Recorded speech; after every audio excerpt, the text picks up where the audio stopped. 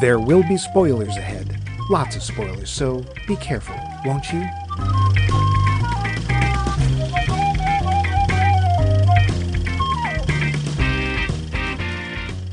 If you must fart, do it now. If you do, though, our heroes will surely perish. Only you can aid our heroes as they struggle through their quest. Remember, you asked for it, and face the perils and caprice of the all-powerful listeners who dictate the trials that await them. They have faced a foe most wicked and walked the streets of fire. Now they must face the fourth creation of the most dread Laika, Kubo, and the two strings. How will they fare against animation most stop-motion-y? Will their sinews shrink from the unstoppable voice cast? And at the end, will they fall before the matchless power of a Beatles cover song? Spread ears like elephants, my children, and hear our epic tale. I am your most humble and unworthy host, Max, the Moon Pie King, Levine, and honoring us with his awesome presence is Mike, Mr. Purple Pangolin Loose. Does your heart long for glorious battle, Mr. Purple Pangolin? Well, you said... Well said. That is, of course, the classic noise every pangolin makes. Sure. Why not? Yeah, prove us wrong. I'm sure someone can with a click of their finger. YouTube video as the hunting call of the pangolin. Yoo-hoo! Yoo-hoo! But, my little pangolins, we have other fish to fry for you. Pangolins love fried fish, and you can't prove otherwise. Yes, they can. Which are poll question. Poll question. Last week we asked you, what is your favorite rock and roll movie? Exactly like that. Lauren Buxbaum asks, does Spinal Tap count? Of course it does. Of course it does. We're not animals. Well, heavens. Well, one of us I'm isn't. not. Yes. Seth Jacobs offers up the Rocky Horror Picture Show. Oh, yes. I think we can do better than that. Don't ask Brad and Janet. They always lie. Yeah. Taking time off from foiling my latest schemes and painting his latest landscapes, Degsy O'Brien says, A Hard Day's Night, 1964, no explanation required. You are not wrong. No, see our entire episode on on Degsy O'Brien not being wrong. We have a whole episode on that. But Max, we have 319 episodes of him being wrong. I know, I'm going for a record.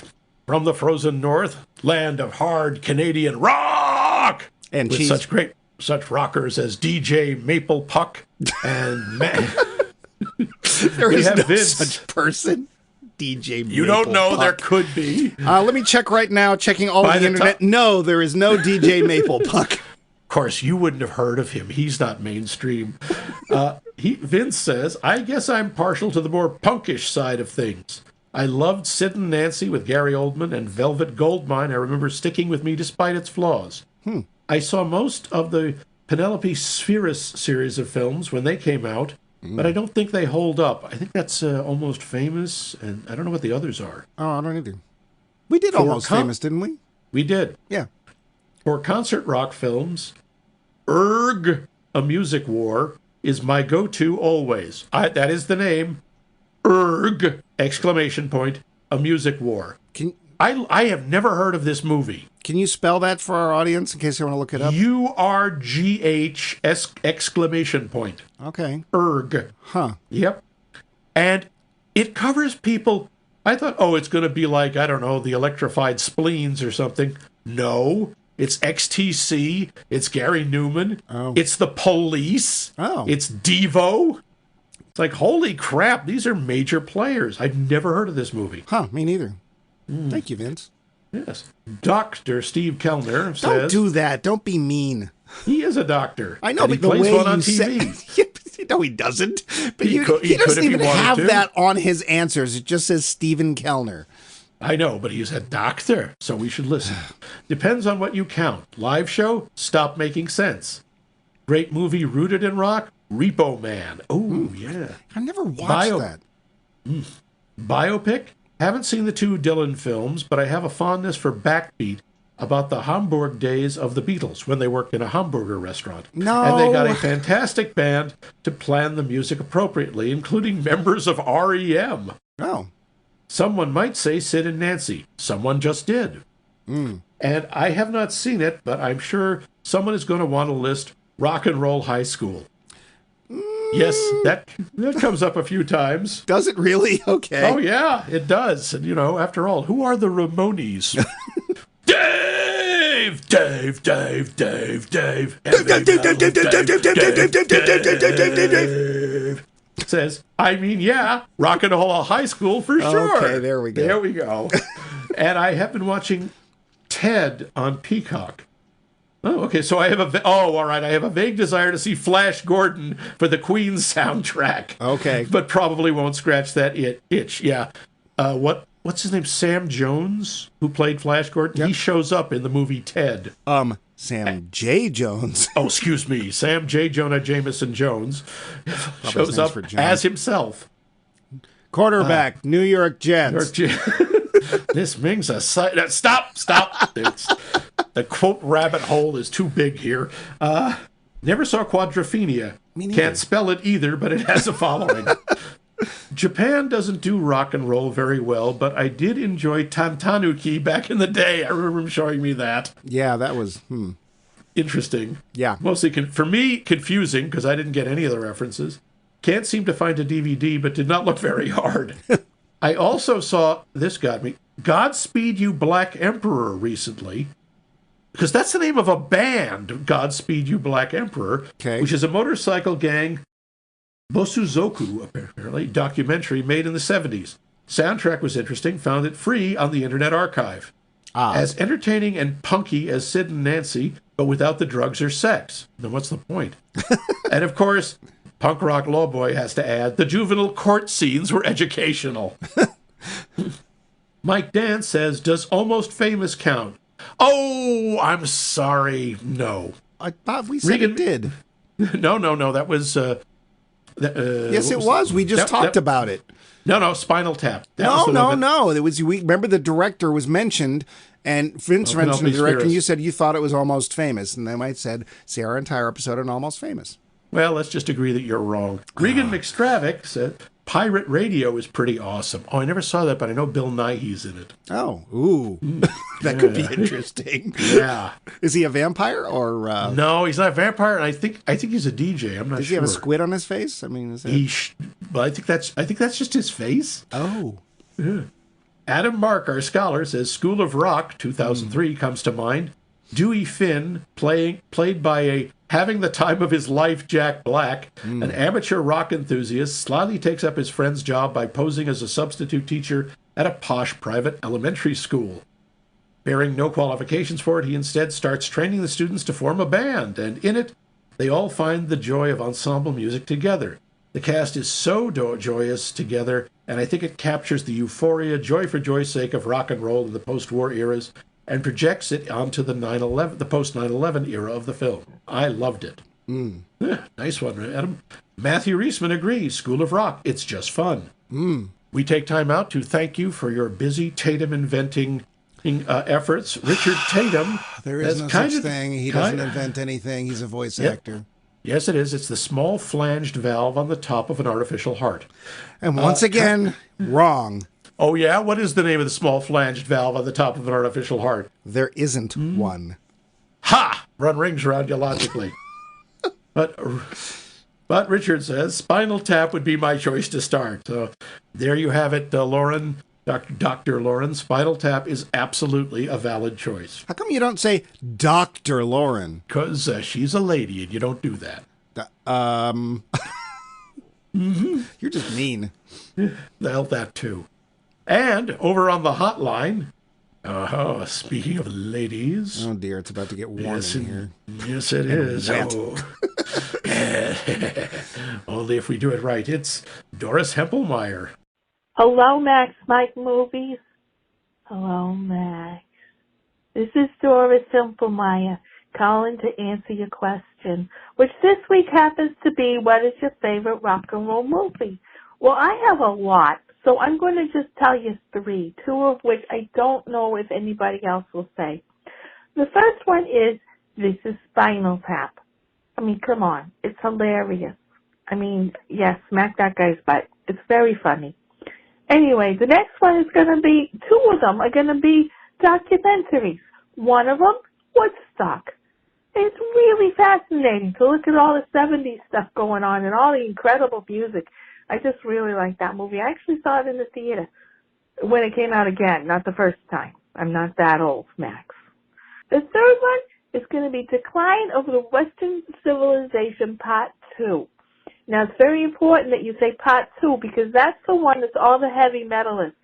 And if you've never seen it, I suggest you do because it's a very interesting and kind of controversial movie. Anyway, those are my answers. I hope you guys have a wonderful week, and I look forward to hearing you next week. Bye.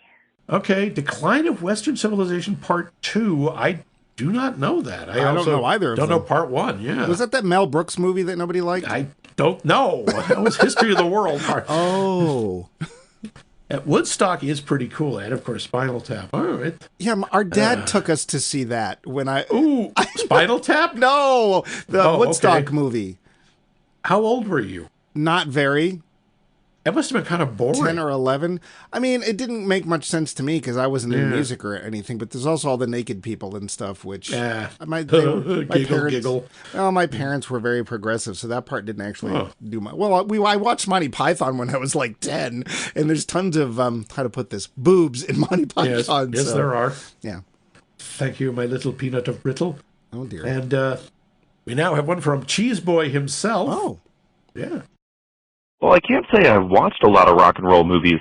I gotta say, A Hard Day's Night is really fantastic, although I think it could be argued that it's more of an extended music video, in which case I'd go with Stop Making Sense. I suspect that This is Spinal Tap is going to get a lot of other fans, even though it's maybe more of a metal movie than a rock and roll movie, but it's a lot of fun regardless. Thanks for making the show. Oh, yes. See our entire episode on Hard Day's Night. Awesome. Yeah, that was actually a pretty popular one this week. Yep, and Spinal Tap. Another vote for Spinal Tap. See our entire episode on Spinal Tap. Yes, please do. Thank you for calling in, Ned. Thank you, Doris.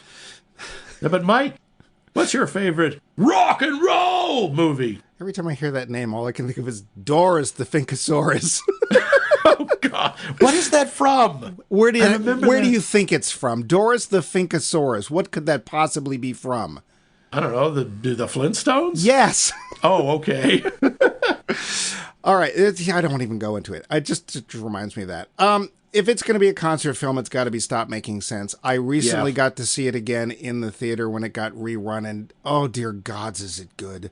Yeah. The album is fantastic. It's a band at their absolute peak. They are having a ball. It makes people get up and dance during the film. How could you go wrong?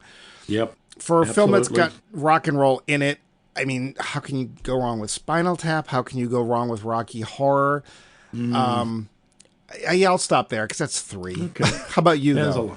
I'm up there. I have both Spinal Tap and Stop Making Sense in there, but I also have Pink Floyd's The Wall, which is an odd kind of favorite because I hate that movie. It's incredibly disturbing. It messed me up the first time I saw it, but it's so well done. Huh. It's such an incredible work. It's just, I can't recommend it because don't see it if you're in a bad mood because it will not help. Huh. Yeah, the only thing I know about it is the song Another Brick in the Wall, which the big problem is that when it came out and when that album came out, a lot of the kids here started going, yeah, we don't need no education. It's like, okay, this isn't a song in favor of a lack of education, and B, it's about the British school system, which has nothing to do with you. Yeah, no one ever listened to the intro part of the song. Yeah. That being said, of course, it is a very catchy and interesting song. Yeah. I've never seen the film, though. That's another one of those movies that, it's been 300 episodes. I wonder if we might not do another I Can't Believe You've Seen. I know we've done it twice. Yeah. But there's a bunch of stuff out there. I'm sure Adam would say, you need to see Pretty Woman, because he thinks... You've never seen that? No, I've never seen it. Okay. Yep, I think we have a new series coming up down the line somewhere. Yeah. But what we also have, I'm sure, is a moment to thank our answers because we love them. Yes, thank you. That was terrific. You guys never disappoint. No, and once again, if you're going to be fleeing Facebook, please let us know what's a better place. Where would you like us to go? Yeah, because we're on Bluesky, so if you want to answer on Bluesky, we're already there. Thank you, Max. Yep. But even more important is, if you're going to answer us, what are you going to answer? Well, that would be next week's poll question, which is this week, next week, last week. In animation, how do you feel about professional voice actors versus celebrity voices being used? Ooh. Yeah. Oh, there's going to be discussion about that next week. I hope so. I know, because I'm going to have it. And we will tell you at the end of the show, for those of you who don't know, how to answer. But now, the facts. Budget, $60 million. 1-6 or 6-0? 60. Whew. Yeah, a lot of that went to the voice cast. Yeah. But a lot of it goes to the work, because Laika movies do not come out quickly. No. I'll get to some of that. Gross, $76 million. Yeah. This was the lowest grossing film out of the 4 Laika films up to that point. It's the first one that did not break $100 million. We'll get back to that. Yeah. Kubo's 3-stringed instrument is a shamisen, a traditional Japanese musical, I like how they describe it, device. Not instrument, device. It's kind of, if you want to do it this way, you could sort of say it's a Japanese banjo, sort of. Yeah, kind of. The skeleton demon, which is based on the gashadokuro of Japanese folklore, which is a spirit that takes the form of a giant skeleton, supposed to be made of skulls of people who died on the battlefield or of starvation and famine. Oh. This is the largest stop-motion puppet ever to be built, standing at 18 feet tall. And if you stay through the end credits, they actually show you a little sequence of them animating it, because at first you think, oh, it's just they made the other puppet smaller. No, they didn't. No. It is as enormous as it looks. Yeah. The boat sequence, the leaf boat, took 19 months to shoot. Almost 2 years for that one sequence. This is also the longest, at an hour and 41 minutes, this is the longest stop-motion film to date, which beat out Coraline by 1 minute. Which is also a Laika film. Yep. Kubo had over 48 million possible facial expressions, and a total of 23,187 prototype faces were created for him. Dear gods. Yeah. The movie consists of at least 145,000 photographs turned into a stop-motion animation film. Cripes. Yeah. George Takei has a very small part in this movie as a character named Hosato. Takei's real-life full name is George Hosato Takei. Oh. Oh, my. Oh, my, which he does say. The names of the sisters, the evil aunts, Karasu and Washi, mean crow and eagle in Japanese, respectively. Okay. The dance done at the festival in the beginning of the film and sort of at the end is called tankobushi and is done at Obon festivals. Obon festivals are the celebration and honoring of the spirits of the dead, particularly your ancestors. Well, not your ancestors, but everyone's ancestors. Interesting. Okay. We may come back to Coco for that. Mm-hmm. Oh, yeah. Yeah. The movie was released the same week as the Obon Festival, which is a Japanese custom. Wow. The film end credit song is Regina Spektor's cover of While My Guitar Gently Weeps by the Beatles. One of the film's characters is named Beetle. This isn't an accident. Oh. Huh. The writers state... what? Well, I thought they would have spelled it with an A, but they didn't. Yeah, no, they don't. But Mark Hames, I think it was, said that the Beatles were a big inspiration for this movie. Really? Figure it out. I was going to say, okay. It's possible that Beetle is meant to be from Osaka due to his Western American accent. English language dubs for anime titles like, Azumanga Daioh, the animation, and Magical Shopping Arcade Abenobashi have people from Osaka speak as if they're from the American West. Apparently that's sort of a thing. And Wep. Yep. No, wep. That's the French version of yep. Yep, that's right. For Lucky Luke. Lucky Luke. At the beginning of the film, during the festival, Cameo asks Kubo to work a giant fire-breathing chicken into his story, which he does. The creature is actually a real yokai, or spirit, from Japanese mythology called a basan. Huh. Yeah, they didn't just make up a giant fire-breathing chicken. It was already there. Does it, in fact, propel eggs out its ass? That I cannot speak to. Okay. Monkey, the character, has the same scar under her eye as Kubo's mother, Sariatu, hinting at her true identity. Spoiler! However, unlike Sariatu, the scar is under her right eye and not the left. The call of the golden heron used in the movie is actually the call of Mike Luce. I'm sorry, of a common loon. Home in the loons. Ha! Did it before you. Boo! It's my favorite one. Oh, no, man, the loons. That's pretty much what I've got. You got anything else? I got a little stuff on Laika itself. Yeah. So Laika is owned by one of the co-founders of Nike. His name is Phil Knight. Yeah, which I did not know. Didn't know that either. The company's president is Knight's son, Travis, who is the director. Yeah, he, well, we'll come back to Travis Knight and if his directing's any good, because this is not a Disney film, so the animation gotta suck, right? Anyway. Other Laika films were Coraline, ParaNorman, The Box Trolls, and Missing Link. I've seen all but one of those.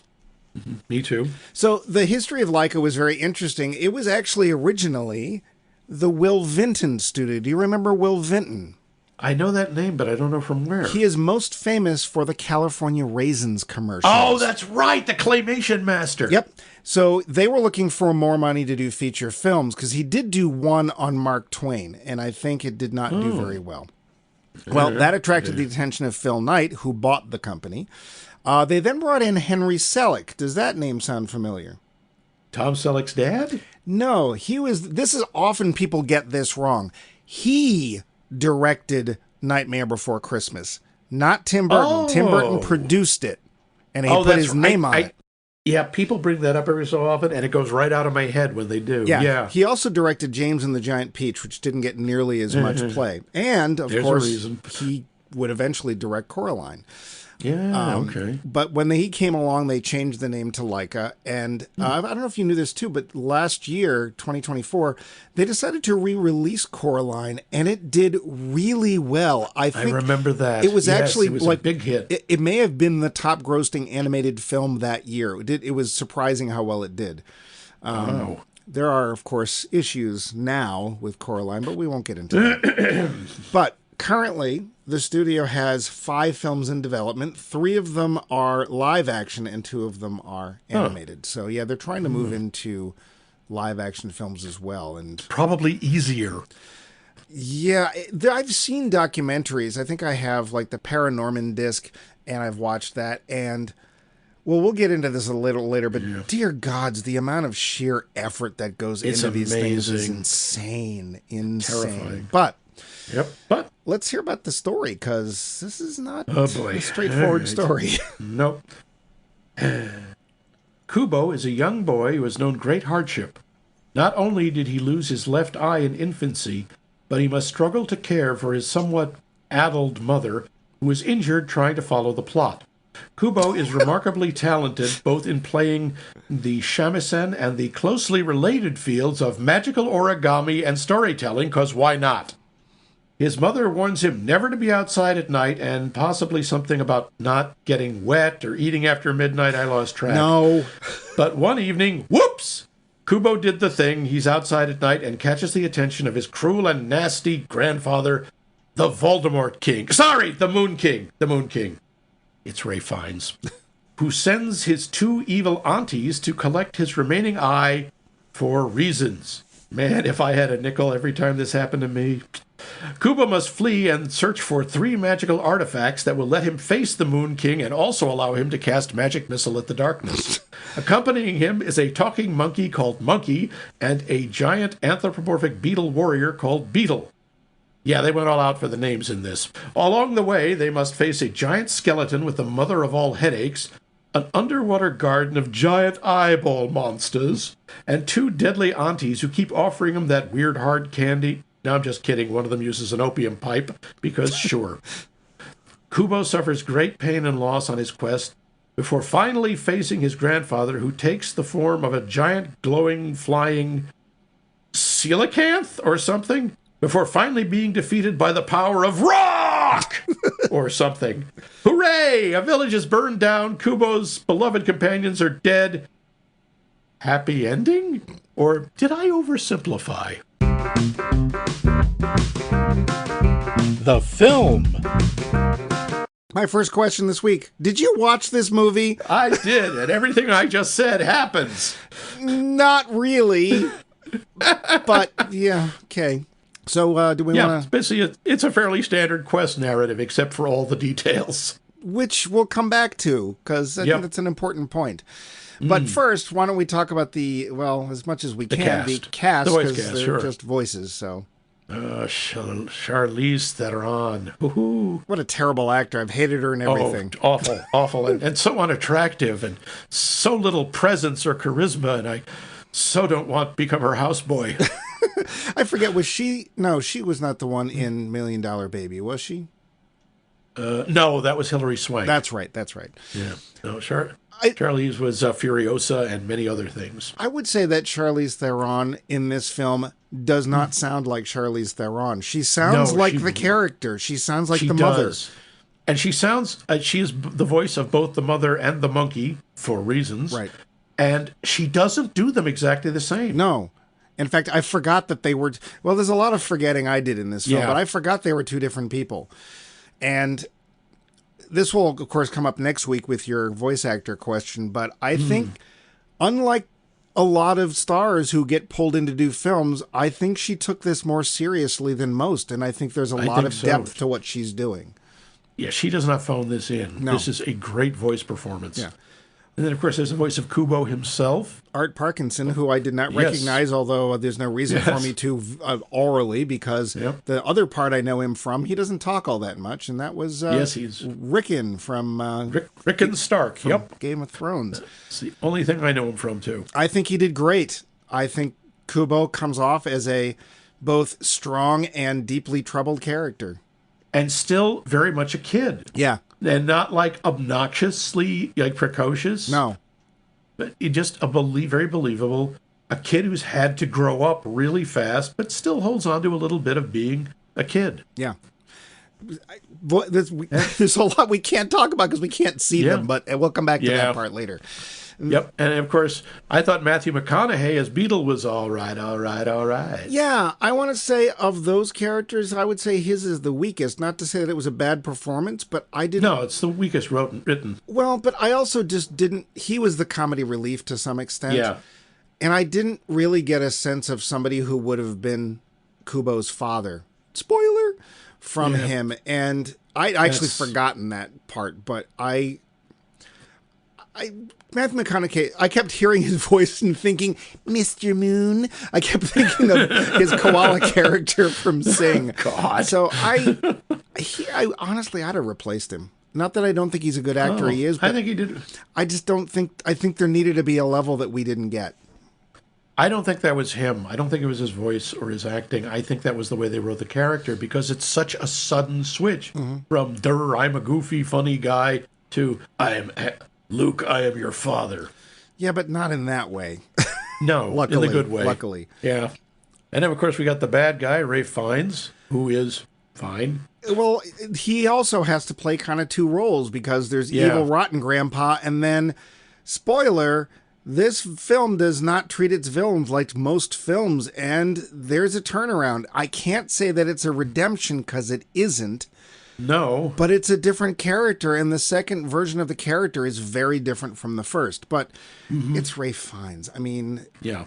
I'd love to see him do a bad performance just for fun. Like have him on come Saturday on, Rafe, Live. You're making everybody else look bad. And your favorite next. Go ahead and say Max it. was very cruel when he was a child. Oh, this is so embarrassing. There's the very fine actress, Brenda Vaccaro, is in this. Max is evil. And she, unfortunately, was doomed in my eyes ever since she did an ad for... God, I don't remember what it was for. It doesn't matter. That's It not doesn't. the point. You Brenda invented Vaccaro a talk show. Oh, God. So Miss Vaccaro... Miss Vaccaro, I'm so sorry. Miss Vaccaro has only one lung. And I don't know the reason behind it, but I can't be anything. It's a genetic thing. And apparently she was a little breathy in a certain ad that she did. We unfortunately mic'd her very badly. This was not her fault. So when you hear her talk, it's like, hello, I'm Brenda Vaccaro. So Max... You can hear the wheeze, and we unfortunately it wasn't a talk show. It was a drinking game called Breathe Along with Brenda. Because Max is I was a kid. I'm sorry. So you made a drinking game when you were a kid? Yeah. So besides being horrible, you're also consuming booze at 12? I didn't say we actually drank. I just said it could be one. I actually really like her character's Cameo. Yeah, she's actually adorable in this. She's the friendly little old lady. What's her name? Oh yeah, Cameo. Yeah. Well, and also, she obviously really likes Kubo, and she's kind of keeping an eye out for him, but it's also obvious that she's addicted to his storytelling because he's really good at it. Mm-hmm. So, I like her in this film. You wanted to mention Rooney Mara as the sisters. Oh, yeah, Rooney Mara is the voice of the sisters. She is terrific. She is so creepy. Creepy AF. Yeah, but she also gets, every so often, some real emotion creeps in, and you get the feeling of how hurt they are and how they have their own sense of loss. Because the mother was... She does it with... The mother was one of their sisters, and she turned away. The third. And she actually goes off with the warrior that was coming to destroy them all. And, which did two things. One, it took her out of the family, but two, it stopped him from destroying them all. So, yeah. But yeah, she was very, very creepy. There are a lot of other good voices in this. I just want to point out that they did go out of their way, apart from the main leads, to cast Japanese people, Japanese actors and voice actors, including the legendary Minai Noji, who is apparently a huge name in the voice acting in anime. This is I think her first American movie. Yeah, so it was just like watching an episode of MASH. Yeah, pretty much. All the background characters were Japanese. All the other characters were white. Except I don't think any of the actors... I'm not sure, but I'm not sure if any of the actors in MASH that played Koreans were actually Korean. I thought there were one or two, Maybe, but you're right. Most of them, they were everybody they could get, like Hawaiian, Polynesian, a few Chinese. Yeah. So, voice acting in general, I would say at the very least is very solid, and in some cases is very nuanced. So, but the problem, of course, with talking about this film and performances is half the performance is done by plastic. Yeah. And, how expressive can you actually get? Like, let's face it, we all grew up with Rudolph the Red-Nosed Reindeer and, Santa Claus is coming to town. So stop motion. All the Rankin Bass stuff. Yeah, stop motion. Let's face it, there's only so much you can do with it. Or so we thought. I know, until now. Yeah. The opening of the film, which pulls you in, it is just a voiceover of Kubo telling his story. But as soon as you see him, his hair is subtly moving when he moves his head or the breeze comes by. It is one of the few stop-motion movies I've seen, and I include a bunch of the other Laika, where I keep forgetting it's stop-motion. I not only forgot it was stop-motion, I started forgetting it was not people. Oh, wow. I'm just watching this film. Spoiler. I'm just watching this film totally drawn in, listening to the performances, watching the characters, and then every once in a while it's like, oh, right, yeah, little puppets moving because people, okay, sure. I honestly just got lost. I stopped thinking of them as not people. I just did. Wow. Yeah, the subtlety. No, I could absolutely see that. The fluidity of the movement, the facial expressions. How do you do? I have no trouble believing he had like 48 million possible ones. Well, and so this is where things I think that's more than I have. It's about 48 million more than you have. Yeah, well, yes. This is where I got to geek out a little bit. So I've been an animation fan forever, and I do like to know how things are done. And with drawn animation, it's pretty simple. You draw a picture, and then you draw another picture where the second picture is slightly different than the first, and then you photograph them together, and things move. With stop motion, it used to be you had a little puppet. It had an armature that allowed it to stay stiff. You would move it a little. You'd take a picture. You'd move it a little. That's not enough. What they did, and there is some CG in this, but the CG is generally used to remove things. If you look at the face of Kubo, he has little parts that can be removed, like his mouth, his eyes, his eyebrows. They can all be removed. They're all 3D printed. And that's one of the things that made these films possible is the advent of 3D printing. And eventually, originally they had to paint all the parts by hand because there was no color 3D printing. And eventually they could print them in color, but they'd still had to color match. So if you looked at the raw footage, you would see a big line like around the mouth where they could literally pull out the mouthpiece and then put in the next one when he's talking or emoting or whatever. But just keeping track of this, because if you're just doing a lip sync moment with Kubo, you have to keep track of the movement of his mouth, potentially the movement of his nose, the movement of his eye, whether he's blinking, does the hair move, how much did it move last frame, does his head move? Just it's absolutely insane, which is why these things take so damned long. But when you've got masters, and I'm going to call them masters, these are the people who are the masters of stop motion. You're going to get performances that just let you forget. Yeah, absolutely. Yeah. Nope, the animation is stellar. There's no... Now... unmatched, really, but... I think so. Now, so you brought up something interesting earlier, and you're talking about how they don't have Kubo being a stereotypical kid. There's some other stuff that they don't do that just makes me happy. So Kubo's not really part of the village. He has to leave every day before the sun goes down because he's a child of the moon or a grandchild of the moon, and that's where he could get recognized by the moon and taken up. They could so have easily done, as Hollywood has done many, many, many times before, had some local kids that made fun of him, some bullies, or stole his paper, or any of that stuff. People love him. Yeah, and he's good at what he does.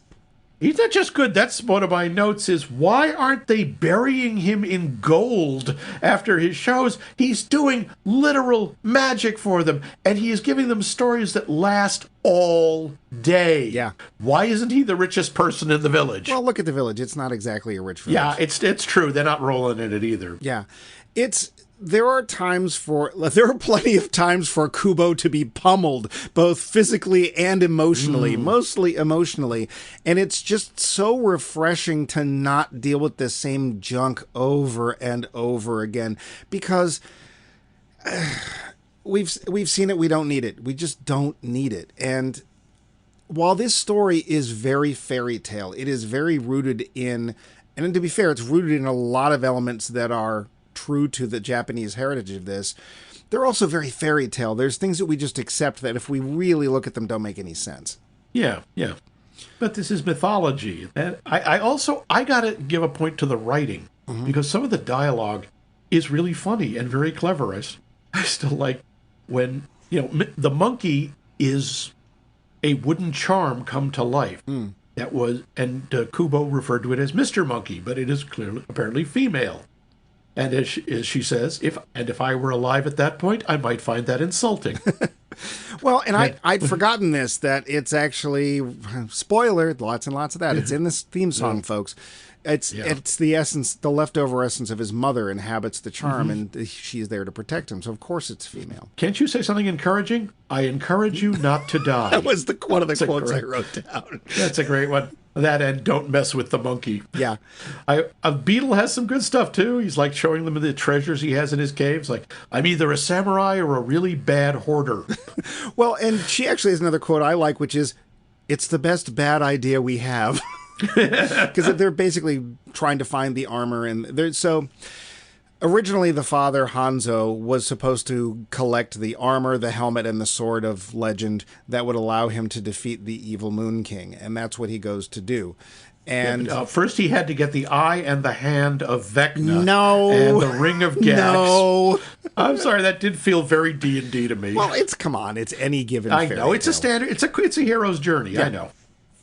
The one thing that's nice about this hero's journey is that more than ever, it is not about one person. And I'll come back to that in a sec. But so Hanzo had to go find these magic items to go defeat the Moon King. And the thing is, I can't remember if he actually found them or not. I don't think it's implied that he didn't. Yeah. So, and then he found the helmet. Right. So he's going to go in to destroy them, and then he is eventually killed by the sisters. All they can think to do to get the Moon King off Kubo's back is to go and complete the quest that his father failed at, and that's the bad idea, which they do. And quite honestly, I don't know what else they would have done either. Yeah. But along the way, there's some amazingly beautiful scenes. The scene where he conjures a boat out of leaves. Oh, that's so gorgeous. I believe that took 19 months. Yeah, and it's just like, what an idea. Like, it's one of those things. It's just like, it's so simple and so beautiful, but it's like I never would have come up with that. I do question the seaworthiness of a boat made of leaves, but whatever. Well, and look what happens when Kubo's not there to hold it together. Yeah, that's the thing. It's all being held together by his magic, and it falls apart when he's unconscious. Yeah. Yeah. Nope. And we get to the giant skeleton, which is oh my God, astounding. That thing looks amazing. Yeah, and there's some great scenes of people running up this giant thing to get to the top because the sword unbreakables, it turns out, is in his head. And also, along with a lot of others, I actually like that image. The poor guy's head is stuffed. The skull has all of these old swords sticking out of it. Yeah, there's a lot of great like fairy tale elements. I actually love the creature at the bottom of the ocean with all the eyeballs. The Garden of Eyes. Yeah, that's pretty cool. And although I have to say, seeing the breastplate of Super Duperism or whatever it was called floating in the water, all I can think is, Kubo found the breastplate. It looks like a video game effect. I'm sorry.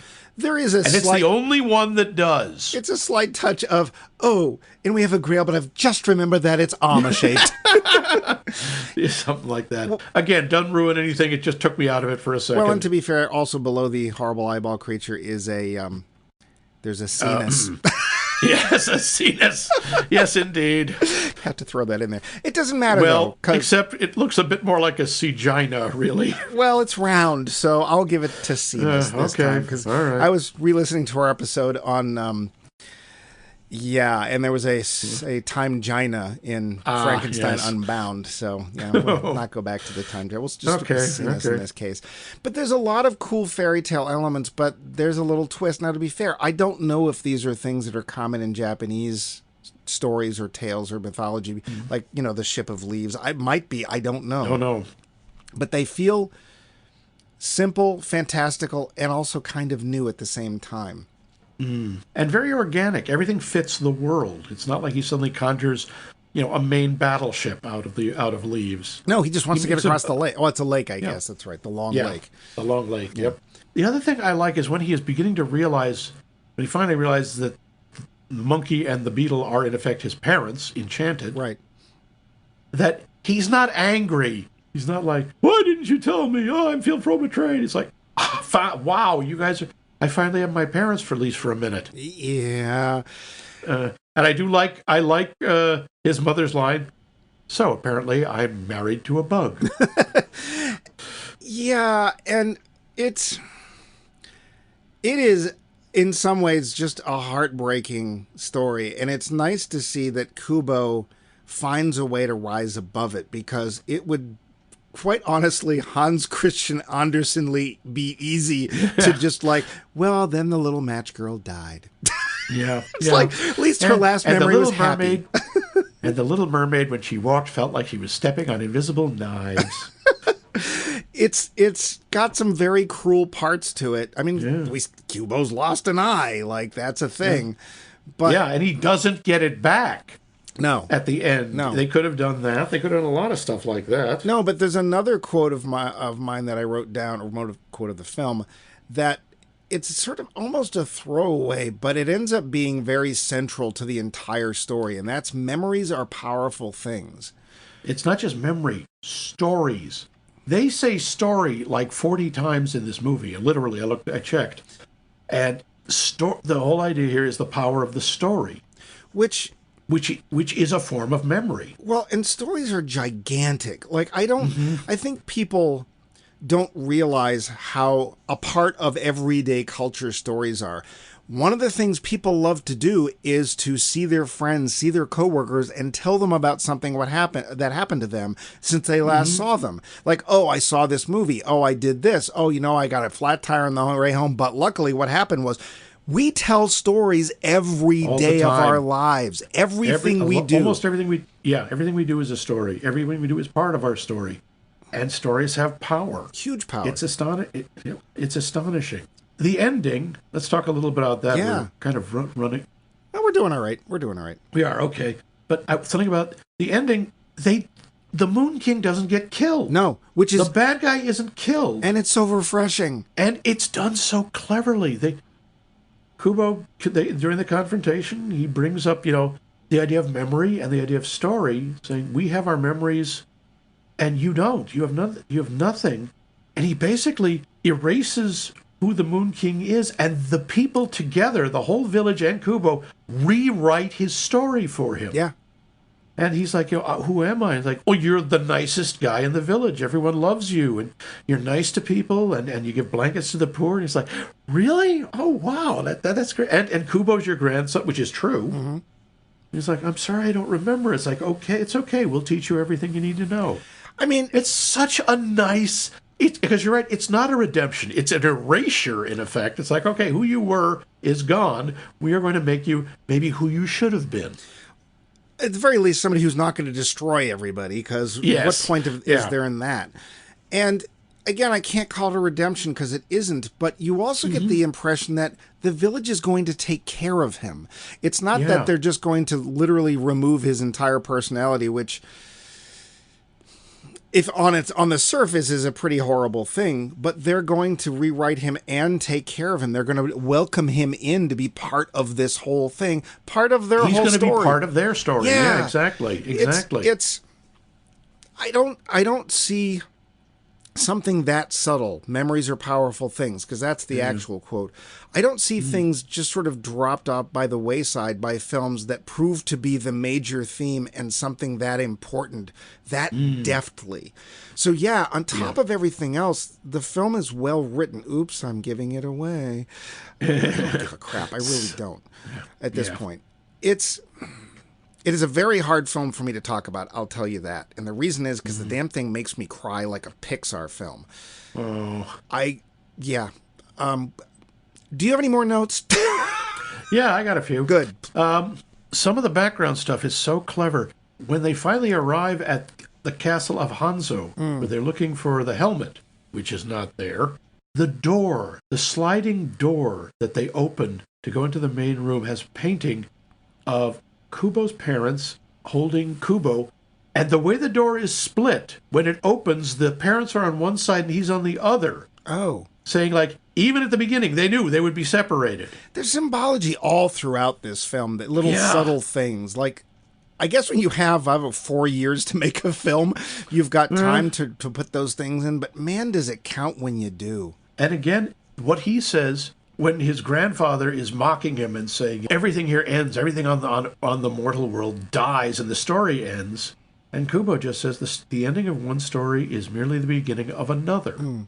And some of it is so touching, but also they have fun with it when Monkey / his mother is telling the story of how she met Hanzo, and they fight, and he said 4 words to me that changed my life. And Beetle goes, oh, I love you, Monkey? Ne ute eitbre. Yeah.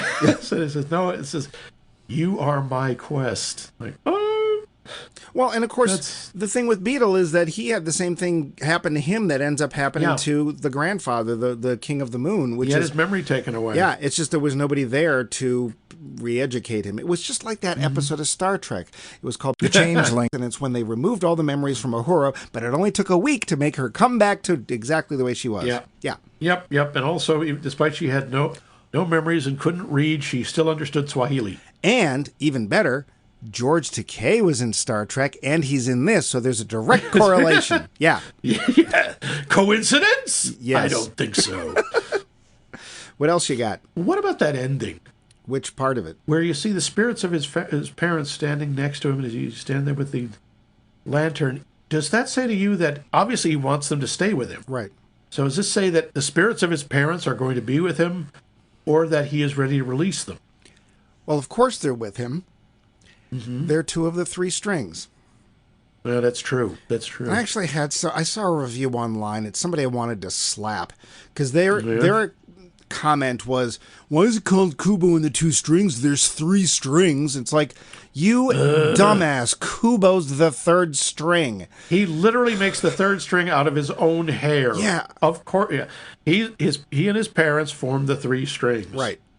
So I think that's what it meant. Dumbass. I mean, if you want to put it on a material aspect, he could go find the sword and the helmet and the armor, but it's pretty well indicated that's not his strength. His strength is storytelling, and that's what he's going to do. And quite honestly, he probably also has the entire village to look after him for the rest of his life. Yeah, at least he doesn't have to, hide at night anymore. No, which is also just really cool. I just like it's like, why is he hiding from the night? His grandfather's the moon. Why is his mom so weirded out and she can't do anything when it's daytime? Because she's a creature of the night. Nothing works for her, especially since she hit her head under the water. So it just, everything was very well thought out. All kinds of fits. Except for the part where... Also, I just love... I was going to say, except for the part where we try and keep people on the edge of not knowing whether we liked it or not till the end of the show.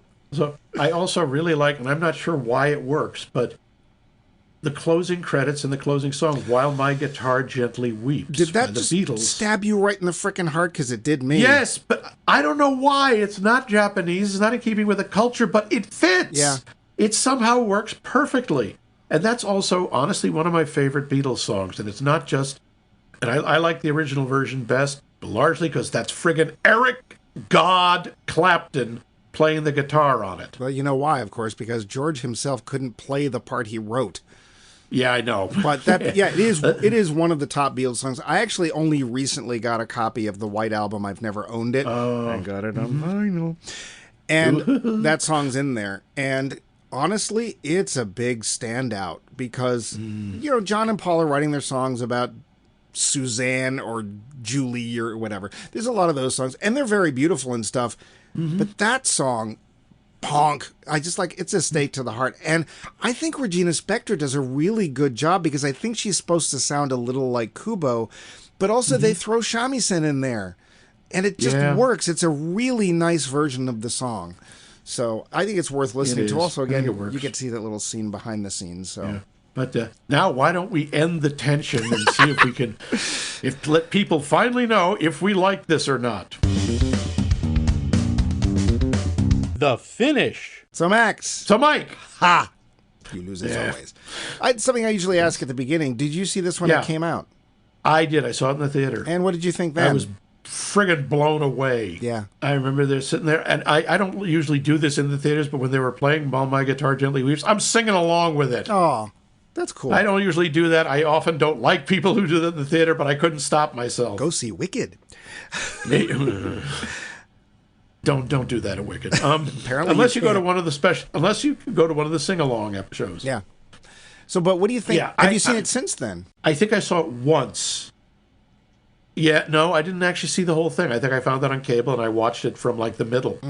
But but what about you? Did you see it when it came out? I saw it twice when it came out. I saw it in the theater when it came out, and I haven't got your opinion yet, so I won't say mine. But then I lucked out. I was visiting my sister in L.A., and they used to, sadly they're gone now, they used to have a string of theaters called the ArcLight, and the ArcLight was devoted to having films shown the way they were meant to be seen, i.e., they would have an usher come in for the first 10 minutes of the film to make sure the sound, the lighting, and everything was okay, and they welcomed feedback. They said, if you have feedback, find anybody in one of the arc light vests and come and tell us. They also didn't have ads, which was nice. But the idea was, we want to show films the way they're meant to be seen. And my sister hadn't seen it, and I was like, I think you should see it. Come see it with me. And we went and saw Kubo again. And yeah, that was the last time I saw it, was however many years ago that was. So you saw it for the show. Uh-huh. Now you've seen it again. Does it hold up? God, yes. It's amazing. It's so good. Sometimes things happen a little too quickly for my taste. I'd like a little. The thing is, the characters are so intriguing. I want to know more about them, and we don't get to know more about them. Yeah. But it's so beautiful to look at, and it moves very well. The direction is astonishing. Mm-hmm. If anything, it feels too short. Yeah. Directed by the son of the founder of Nike. Yeah. What does he know about directing films? But quite a lot, apparently. I know. And I think the voice work is terrific. I think the background music's really good. I like the shamisen music he gets thrown in. The origami effects are, I think, unique. I've never seen anything like that. I do appreciate at one point when Beetle is looking at the little Hanzo character and he's like, origami, I'm pretty sure scissors were involved with you. So you would say that people should see it? Absolutely. You should absolutely see this movie. This is a just astonishingly well done animated movie, and I'm not always the biggest fan of stop motion. It feels often jerky to me, and it takes me out of things. This, I told you, I forgot it was stop motion multiple times. Yeah. And it's really good. This is, I think, a big thumbs up from both of us. I think it's a film you can get lost in very, very easily. Just watching and, forgetting what you're actually seeing and just being part of the story. I think the film is hauntingly beautiful. I don't know if I've seen a film that I thought was as beautiful as this film. It is very sad to me that it did not do better, but I kind of get it. It's not the same thing. It's not Disney. Yeah. It is not the usual family fare. It is more complex than that, but it still remains simple. At its core, there's nothing really that difficult to go through. It's just we're not seeing the same tropes and the same icons that we're used to, and that's fine. Having a little extra culture from somewhere else is a nice change, but I'm a huge fan of this film, but I can't watch it very often because it makes me cry. Talking about this film makes me cry because it is so beautiful. I'm barely holding it onto it right now, just so you know. So, yes, if you have not seen Kubo and the Two Strings, I cannot recommend it enough. It is one of the best films we've ever reviewed on this show. Wow. Okay. I really think it is. Okay. It's just that good. And I want to thank, who was one who gave us, was this? That was Brian Mundo. Brian Mundo. Thank you, Brian, for having us watch this again. But one other thing you should do again is answer our poll question. So, Max, if you would go over that. I will. But first, they must complete these 11 quests. Oh, good. I thought we were going to have to break for an ad. Maison de Velour. It's shellac in a bottle. No. Stop it. This is not a wine for drinking. This is a wine for laying down and avoiding. It's a wine for weaponry. Yep. The new poll question is, in animation, how do you feel about professional voice actors versus celebrity voices being used? Well, I think... And, save it for next week. Let them stay on the tenterhooks there. Uh-huh. You can answer this question by emailing us at maxmikemovies.com or going to our website, which by a staggering coincidence is also maxmikemovies.com, and leave a comment. You can also leave comments about other stuff. Maybe you disagreed with us. Maybe you'd like to show how wrong you are. Maybe you want to start something over it, huh? Maybe you want to take the first shot. Maybe you wanted to go step outside. Max. Sorry. I'm back. I'm okay. But we'd like to know what you think. Did you agree with us? Did you disagree with us? We'd love to hear from you. You can also reach us on the Facebook. That's it. Facebook. Whatever. Under Max Mike Movies. We're also on Blue Sky, or Blueski, as Mike insists on calling it. That's what's under spelled. Max Mike Movies. And of course, you can find us on many many podcast apps, which you probably have already done if you're listening to this. And YouTube Music. Yep, and that too. And Kabbalah will win. Now I'm sure he will. Sorry, I don't know where I went with that. But we are just getting up to speed in this series, which is all based on your suggestions. So, Mike, whose suggestion are we ignoring? Watching next week's. Well, you got it right. We're going to watch Speed, which was suggested by... Oh, wait, nobody did. Nobody. No, we're actually... This is a rare one for us. We're going to watch a film that's part of a franchise. In fact, it's not the sequel. It's not the third. It's the fifth in the series. It's a film... Yeah, it's a film that's going to go through the entire periodic table. And this one is the fifth element. So we're going to watch a movie about boron? Well, I'm hoping it's going to be a little better than its title suggests, because that's a term I used to use back in junior high school to suggest that my science teacher wasn't all that exciting. But, yes, we're going to watch a film about boron, which I guess is the fifth element. This is wait, no, I know that one about boron. That was really funny. That's like the guy from Kazakhstan and, my wife. That's Borat. That's only off by one letter. It's a chemical you find in cleansers, right? With extra borat. Cleaning crystals. Right. Hey, if you can screw things up, so can I. No, Julie T. O'Malley gave us a suggestion. Strangely, not Brian Mundo. I think he actually thought we had already reviewed this film, and I'm actually surprised we haven't either. But next week, come and join us in a big cloud of boron as we watch The Fifth Element. I have no fire.